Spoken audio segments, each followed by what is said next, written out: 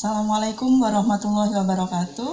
Ibu ucapkan selamat datang kepada semua peserta didik baru SMK Negeri 2 Mataram tahun pelajaran 2020-2021.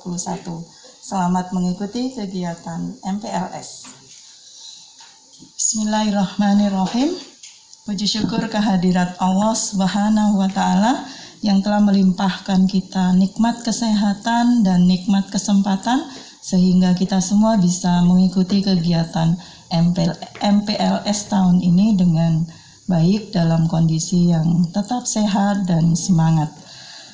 Anak-anakku yang berbahagia, pada bagian MPLS kali ini perkenalkan, nama Ibu Nurul Aini, salah satu tim di usaha perjalanan wisata.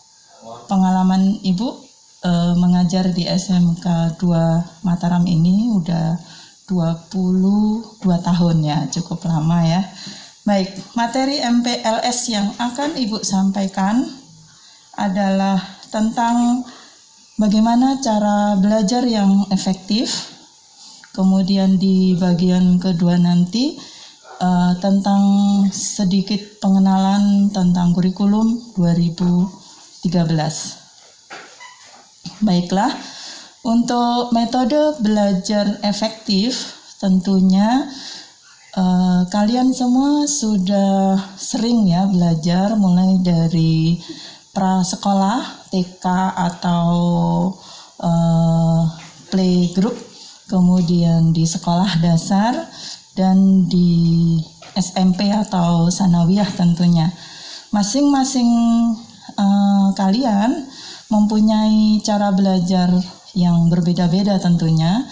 Nah, di sini sedikit Ibu akan memberikan trik atau tips bagaimana cara belajar yang efektif.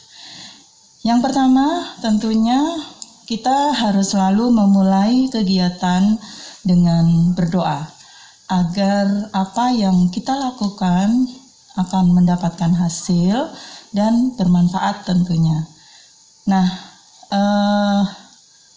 dalam berdoa juga tidak boleh salah niat tentunya ya, karena kita belajar ini tidak hanya untuk memenuhi untuk misalnya hanya belajar pada saat mau ulangan atau mau ujian, tetapi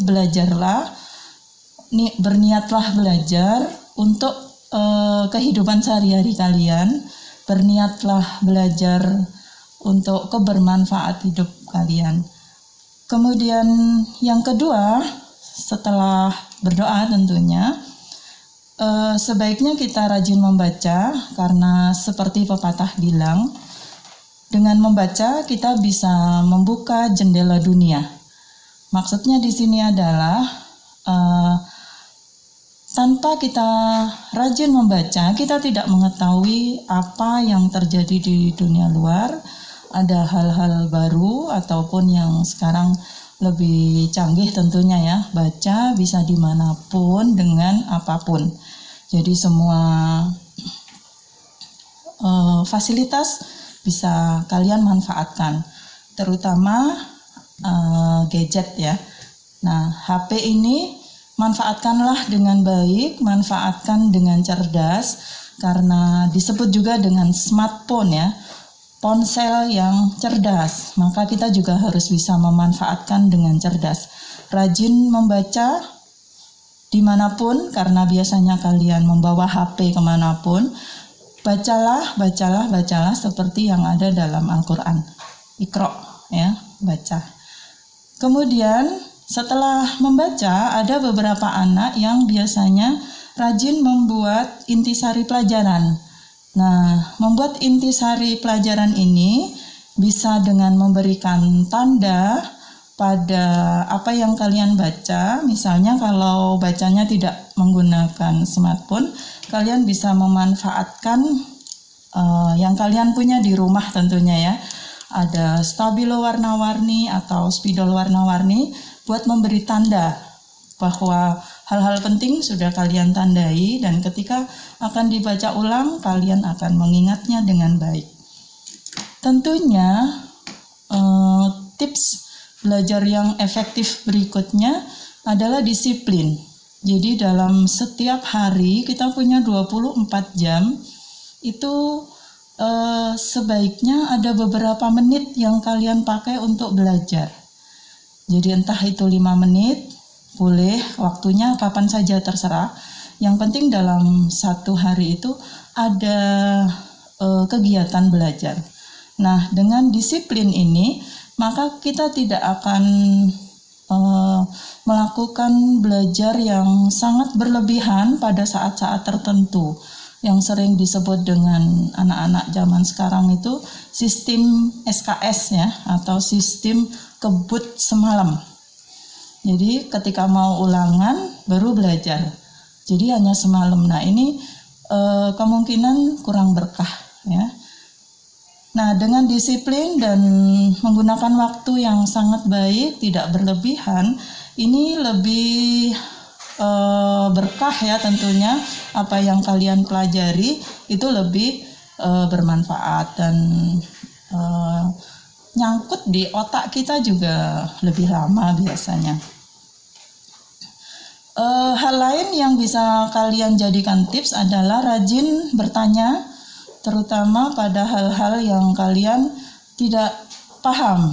Jangan malu bertanya, karena seperti kata pepatah bahwa malu bertanya akan sesat di jalan ya. Jadi bertanya yang baik dengan sopan itu akan sangat bermanfaat dan memenuhi rasa kepo kita biasanya ya. Tentunya kalian tidak asing lagi dengan kata-kata kepo. Keep everything knowing order. Bagi kita yang berada di SMK atau sekolah menengah kejuruan, itu lebih diutamakan pada bidang keterampilannya. Nah, untuk mencapai keterampilan yang sangat baik, itu tentunya harus diulang berkali-kali. Ketika kita berlatih satu kali, biasanya akan terjadi trial and error, maka latihan yang kedua, kita bisa menghindari kesalahan yang sudah kita lakukan pada latihan yang pertama. Dengan berkali-kali latihan, kita akan sangat mahir. Maka tips yang berikutnya adalah kita melakukan latihan sesering mungkin sampai kita mahir. Jangan takut salah, karena yang salah itu adalah urusan kita, karena semua diatur oleh Allah Subhanahu wa Ta'ala. Yang terakhir, tips belajar efektif adalah tentunya sungguh-sungguh ya, dan fokus. Jangan sambil-sambil gitu ya, sambil main game gitu, tentunya tidak akan berhasil. Baiklah anak-anak, tinggal satu bagian lagi.